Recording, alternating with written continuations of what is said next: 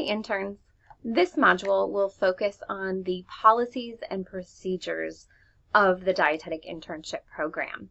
Don't tune out just yet. I know policies and procedures sound like a very boring topic, but this will have some important information as far as what happens if you're sick and can't go to your rotation site. What are the steps that you need to take? Who do you need to contact? So those are some of the things. So again, I want to make sure that you have a paper and pencil to take notes. And we are currently on page 7 of the student handbook. So with policies and procedures, clearly with any internship, with any academic program, there's things that need to happen in order for you to graduate. So when we look at the day-to-day activities of you performing as an intern and how is that monitored, who's evaluating that, that's why we have these policies in place. So if we look at the criteria for intern performance and retention, remediation, and again, this is on page 7, some things to keep in mind here. Later in your modules, you will be learning about competencies, which are basically those highlighted need-to-know tasks, items for your rotations. The competencies, which again, the language of what a competency is, who makes those, that all comes from Ascend. But that is how you will be evaluated by your preceptors for the final evaluations, as they will look at the competencies and evaluate how you are making progress towards becoming competent in that area. As Caitlin will talk about, we use a 4-point system called a quartile system. Everywhere from 1 to you're observing a preceptor doing it to number 4, you are doing this independently. What we require as an internship is that all interns meet at least a 3 for a competency, and that is in total for the food service. So if you're going to 2 food service sites, why do we have you go to 2 sites? Because you're going to get different experiences. So collectively, by the end, you need to meet a 3 or a 4 within those competencies per the evaluation that the preceptor is giving. Why this is important and why I'm covering it now, and Caitlin's going to cover it later, is because this is the basis of the internship as far as you're evaluated and what must you meet to complete the program. Let's say you are at a 2 and you go to another site and you're at a 2. We then need to look at some remediation. How are we going to get you to a 3 or a 4? And by we, I mean Caitlin and myself, you, and a preceptor, because you need to get that most likely hands-on experience with a preceptor at a rotation site. Sometimes this might mean that you need to squeeze in another week of a particular rotation. Sometimes this might mean that you just need to follow up and finish up a task that a preceptor has asked you to do. Every basis is going to be different. Does this happen? Yes. Does it happen often? No. In the last 2 years, I had one intern who needed some additional time at a site, and that's perfectly fine.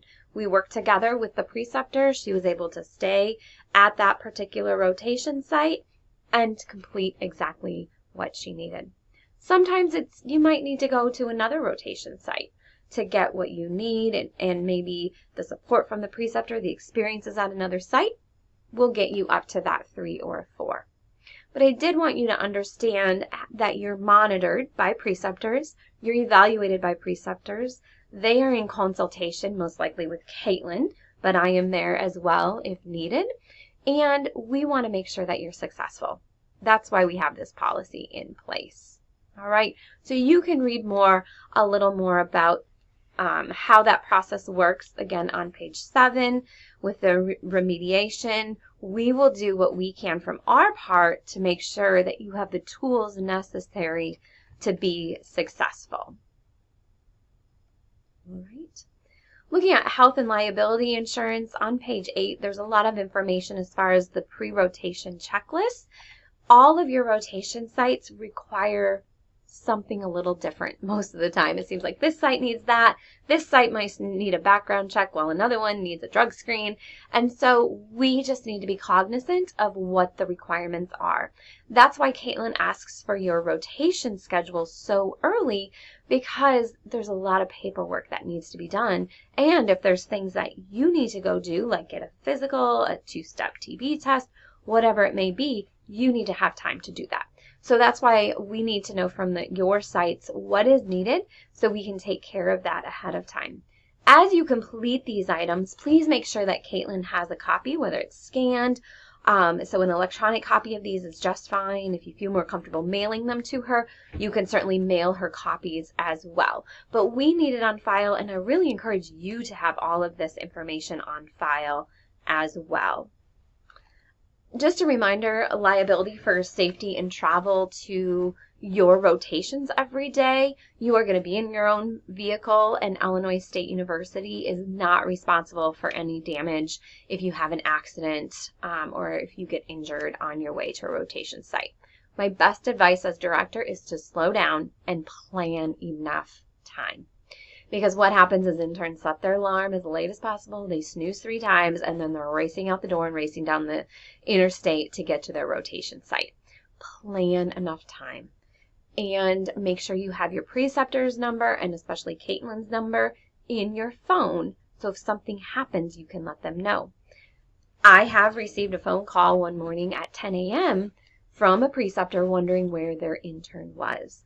I was really close to calling the police and going to their apartment to see if they were there and what happened. The intern slept in, so luckily nothing major happened, but your preceptors do really care about you, and they want to make sure you're safe. So if you are running behind, make sure you let them know. But my advice is avoid running behind and make sure you set up everything the night before so you are ready to go. When that alarm goes off, you get up so you can make it there early, not just on time, but early. Keep in mind that rotations, you are learning, which means you are going to be doing hands-on activities. In food service, I want you to experience the dish room. Do I want you to experience for 8 hours one day? No. But it should be included in your rotation of tasks throughout the back of the kitchen. You should help with cold prep. You should help the chef with hot foods. You should round with the trays for food service. You should experience it all. But why this policy is here is making sure that you as an intern are not being replaced for an employee. Okay, so like example, they're not going to hire someone else because, oh, we have an intern coming. So they can clearly cut tomatoes 8 hours a day for the next week. No, you can't. We have a policy that says you are there to learn. Okay, I do want you to get your hands dirty. I want you to experience it all, but you should be learning through the process. And that's why kind of having those rotations of the different individuals in the back of the kitchen and helping them all will really make a wonderful learning experience for you. All right. There are several different policies at Illinois State University, so you certainly can read our grievances policy here. And if you have any complaints as well, clearly let myself and Caitlin know what we can do to help you. If there's anything that you'd like to go a step further and have other issues, our department chair, you can certainly contact. I will send you her information. And we want to make sure, that you get the best experience. So communication is going to be key. Same thing with preceptors. We give them our information and the department chairs as well. You have a SENS information. If anything major comes up, you could always contact them. But again, go to Caitlin and I first. All right. With disciplinary procedures, termination from the internship, I honestly have never had an issue with this, and I hope and I think that will stay the same. However, we do have the policies and procedures in place. Only reason for any termination would probably be not being able to meet the competencies, but again, we have the remediation in there, and we will work hard to make sure that you are successful.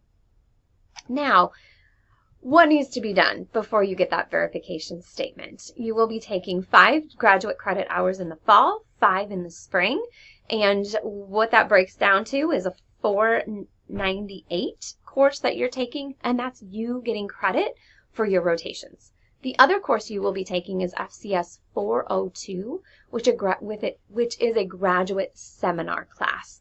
You do get 32 hours of supervised practice in that course because Caitlin is really aligning all of those tasks with competencies that need to be met somewhere other than community food service clinical. So what we do is try to bring some of that into the online environment of 402. She has some wonderful modules planned for you, and I really think you are going to learn a lot.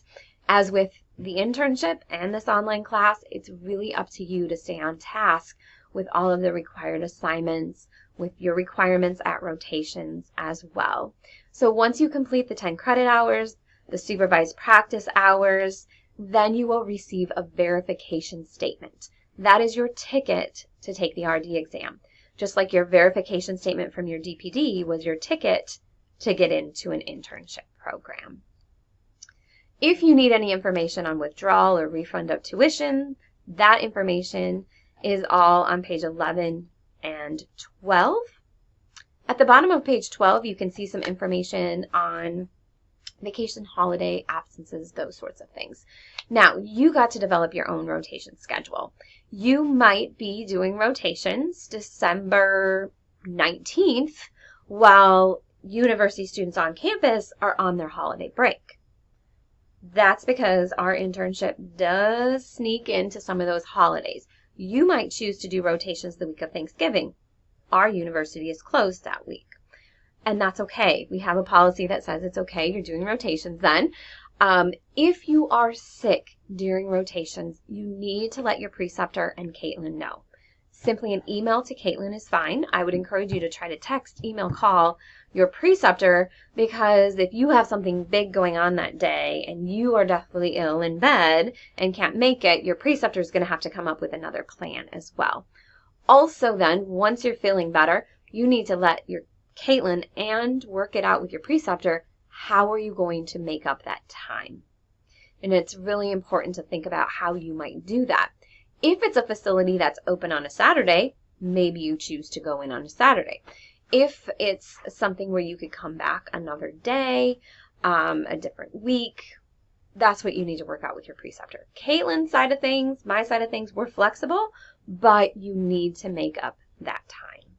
And it's really important to be recording all of your hours as well. You do have access to your personal files, and we do keep your files in a locked file cabinet. So anytime you give us those medical documents, they will be safe and secure. Even though you are off campus, you do have the availability of some support services. So those links are provided here for you. And even just one that isn't on this list is Milner Library. Lots of good information for that, and I think Caitlin's going to work in 402 on making sure you understand how to use all of the databases and all of the information that's available. Professional image. Please note that we have a dress code listed here, but your rotation site may have more specific dress codes, so make sure that you talk with your preceptor about that. Oftentimes they have interns go through a mini orientation at a new facility, and so you might be given some different information for professional dress. My piece of advice is to really just think about being professional, okay? So I always tell students, if you put your hands in the air and your shirt goes a little too high, probably not the best shirt to wear, okay? If you're going to lean over and pick something off the ground, and your shirt goes a little too low, might want to put that shirt back and pick something else. As far as, making sure flip-flops, some of you might live in nice warm climates, or even in August here in central Illinois, it's really hot, and I have flip-flops on right now. But if I were at a rotation site, no flip-flops, okay? Really no open-toed shoes. Number 1 for safety, and number 2 for professional dress, okay? Some cases, I do have to put this plug in, you might need to wear jeans someday. For example, a community site is going to go and harvest a garden. You probably don't want to be in heels and a suit by any means. So maybe that day it's appropriate to wear tennis shoes and jeans, which is okay. All right, so talk to your preceptor about this. It's honestly been years since I've received any phone calls from preceptors about students, but I have received them. So don't let your preceptor be the one to call me. Just be cognizant about that and, save some of those outfits for the weekend instead. Do note Illinois State University is an equal opportunity affirmative action institution. So you can read more information about that in your handbook. And I believe that is the end of the policies and procedures. Thank you for sticking with me through this module. Other modules, again, that you will be listening to are going to be more specific to the rotations, to leadership, and then you'll get to see me at the end again as we talk about goals and just professional development throughout the course of your internship.